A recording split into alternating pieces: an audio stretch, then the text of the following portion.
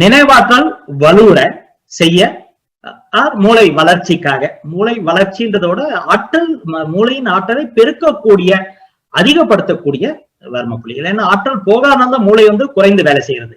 மூளை என்னைக்கும் குறையறதே கிடையாது. பட் அது குறைபாடு காரணம் அதுக்கான ஆற்றல் சரியாக போய் சேராதனால, அது இயங்கக்கூடியதற்கான ஆற்றல் சரியாக இல்லாதப்போ உங்களுக்கு இது மாதிரியான ஒரு குறைபாடு ஏற்படுது. அப்ப என்ன செய்வோம்னா, தந்த சுத்தின்னு ஒண்ணு இருக்கும். வாசியோகத்தில் சொல்லுவாங்க தந்த சுத்தின்ற ஒரு ஆட்டம். வாசியோகத்தில் கிடையாது, நிறைய பகுதியில் சொல்லுவாங்க. தந்த சுத்தின்னா பல் துளக்கல். அது பாத்தீங்கன்னா பல்லு துளக்குறதுன்னா நம்ம பல்ல மாத்திரம் பண்றோம் இல்ல. ஆக்சுவலா பாத்தீங்கன்னா அது மேல இருக்கக்கூடிய ஈறுகளை மெதுவா நீங்க அழுத்தி அழுத்தி ஒரு சின்ன ஒரு பிடிப்போடு அழுத்தி விட்டீங்கன்னா அதுல இருக்கக்கூடிய வர்மங்கள் வேலை செய்ய ஆரம்பிக்கும். ஆட்டோமேட்டிக்கா உங்களுக்கு என்ன ஆகும்னா நினைவாற்றல் பெருகும். காரணம் என்னன்னா பெரிய சக்திகள் வாய்க்குள்ள வச்சிருக்கனால, வர்ம ஆற்றல்கள் பெரிய சக்தியா வாய்க்குள்ள இருக்கனால நீங்க இந்த விரல் கொண்டு அதை செய்யறப்ப அதனால அந்த பிரஷ் எல்லாம் பயன்படுத்த வேண்டாம்.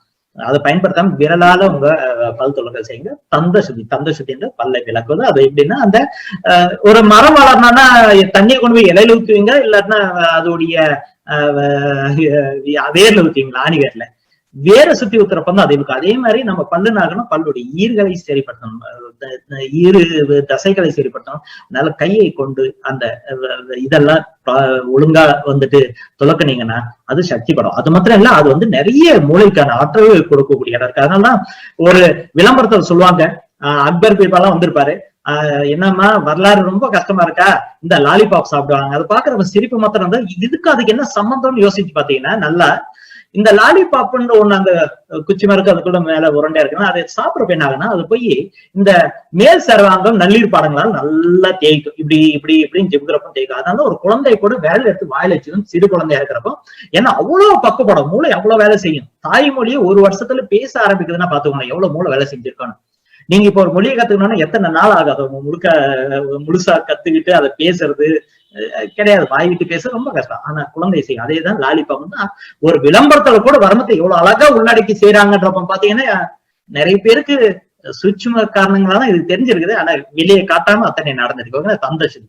ஆனா தலைப்பாக இது மாதிரி ஒரு சின்ன ஒரு எலாஸ்டிக் மாதிரி போட்டுவாங்க, ரப்பர் மாதிரி போட்டுக்கோங்க, இல்லைன்னா ஒரு துணியை மாத்திரம் கத்துக்குவாங்க. ஏன்னா அந்த காலம் ஒரு நிலையில ஒரு பொதுவான நிலை உருவாக்குனப்ப துணியை கட்டிக்குவாங்க. பஞ்சாயத்து தலைவரா இருந்தாலும் சரி, இல்லன்னா அரசர்களாலும் சரி, ஒரு கிரீடத்தை வச்சுட்டு இருப்பாங்க. தலையில என்னைக்குமே ஒண்ணு இங்க மறைச்சியே இருக்கும். இந்த மறைக்கிறதுக்கான மறைக்கல இந்த பிடிமானம் சுத்தி இருக்கிறப்போ சில வர்மஸ்தலங்கள் இயங்குது. அப்ப என்ன ஆகுனா, ஒருத்தரோட இணைந்து மனம் இயங்காது, ஒருத்தரோட அவரை நினைச்சு மனம் இயங்காது, ஒருத்தரை தனிச்சு மனம் இயங்காது. அப்படின்னு அர்த்தம் ஐசோலேஷன் ஆயிடும். ஐசோலேஷன் தனிப்பட்டு போயிடும். ஒருத்தர் உறவினர் வந்தாலும் அவங்களுக்கு ஒரே மாதிரியா இருக்கும், உறவினர் அற்ற ஒரு வெளி மனிதரா இருந்தா அவனுக்கு ஒரே மாதிரியான பதில தரக்கூடிய நிலைமைக்கு நம்மள அது மாத்திடும். அதனால படிக்கிறப்போ எது ஒரு, அதாவது என்ன சொல்லணும்னா, முதல்ல நீங்க கத்துக்கிட்டத மறந்தா மாத்திரம்தான் புதுசா அவனுக்கு கத்துக்க முடியும். நல்லா பாத்துக்கணும் சொல்றது. உங்க கத்துக்கிட்டதை மறக்கணும். புதுசா கத்துக்கணும்னு போறப்போ தயவு செஞ்சு கத்துக்கிட்டதை மறந்துடுங்க. புதுசா கத்துக்கோங்க. கத்துக்கிட்டு பழைய நினைவுகளோடவும் பழைய அனுபவங்களோடும் கலந்து பாருங்க. அப்போ உங்களுக்கு புரியும். இது வெளிநோக்கு கேள்விகளோட உள்நோக்கு கேள்விகள் ரொம்ப. உள்நோக்கினா நீங்க உள்ள எடுத்துக்கோங்க அந்த அறிவை. அந்த அறிவை தெரிஞ்சவங்கிட்ட போய் இது எனக்கு தெரியும், இதுக்கும் அதுக்கு என்ன சம்பந்தோட கேட்டீங்கனாலே அது தவறான எண்ணங்கள் இருக்கு. ஏன்னா அவர் உங்களுக்கு தெரிஞ்ச முழுமையான விஷயம் அவருக்கு தெரியாது, அவருக்கு தெரிஞ்ச முழுமையான விஷயம் உங்களுக்கு தெரியாது. ரெண்டு பேரும் அரையும் குறையுமா பேசிட்டு இருக்கோம். அப்ப தவறுகளை பத்தியே பேசிட்டு அடுக்க தவறுகளை பத்தி பேசவும் இல்லையே, நிஜத்தை பத்தி பேசணும். என்ன செய்யணும்னா அந்த அறிவை முழுமையை எடுத்துக்கோங்க. எடுத்துக்கிட்டு உங்களுக்குள்ள ஆசை போடுங்க. அப்போ முழுமையான உண்மை, நிஜமா உண்மை, முழு உண்மை உங்களுக்கு புறப்பட ஆரம்பிக்கும். இல்லைன்னா பாதி உண்மையிலேயே வாழ்க்கை ஃபுல்லா ஓட்டி இருப்பீங்க. அதனால எடுத்துக்கோங்க. அதனால ஃபர்ஸ்ட் நாம் என்ன கற்றுக்கொண்டோமோ அதை ஒரு பக்கம் வைத்து விட்டு புதுசா ஒண்ணு எடுக்கணும். ஒரு புக்கை படிக்கிறப்ப பழைய புக்கெல்லாம் வச்சுட்டு அது மேல புது புக்கை வச்சு திறந்து பார்க்க மாட்டோம். அத்தனை புக்கும் செல்ஃப்ல இருக்கும். இந்த புக்கை படிப்போம். படிச்சு முடிச்சோம் இந்த புத்தகத்திலயும் அதே மாதிரி சொல்லியிருக்காங்க எடுன்னு பொதுவா பிரிச்சு பார்ப்போம். அப்போ ஓரளவு புரியும். ஏன்னா ரெண்டுமே எனக்கு தெரியுன்றதா புரியும். ஒண்ணு தெரியாத காலத்துல என்ன செய்யுதுன்னு கேள்வி கேட்கறதுனா தன்னுள் அடக்கி கொள்வது நல்லது. அப்பதான் என்ன ஆகணும் ஒர்க். அப்ப என்ன ஆகும், படிக்கிறப்போ பழைய நாள் ஒரு பாடத்தை படிச்சிருப்போம், அதுக்கு இந்த ஒரு பாடத்தை படிப்போம். இது சம்மந்தப்பட்டதா இருக்கணும், இல்ல முரண்பட்டதா இருக்கணும். இப்ப ரெண்டுத்தையும் கொண்டு ஒரு இடத்துல வச்சு பாக்குறப்ப என்ன ஆகணும், ஒரு ரெண்டு படத்தையும் இப்படி கிட்ட வச்சு பாக்குறப்ப என்ன ஆகணும், உங்களுக்கு வித்தியாசம் புரியும், இல்லன்னா ஒற்றுமை புரியும். நீங்க எங்கேயோ ஒருத்தர வச்சுட்டு இதை பாத்தீங்கன்னா இப்படி பாத்தீங்கன்னா புரியாது. அதனாலதான் அந்த ஒருநிலைப்படுத்துவதுதான் இந்த தலைப்பாகை. இதுக்கு நடுவுல ஒரு 15 நிமிடத்திற்கு ஒரு முறை என்ன ஆகும்னா நம்ம மனம் கொஞ்சம் எனர்ஜி, அந்த சக்தியை இழக்கும்.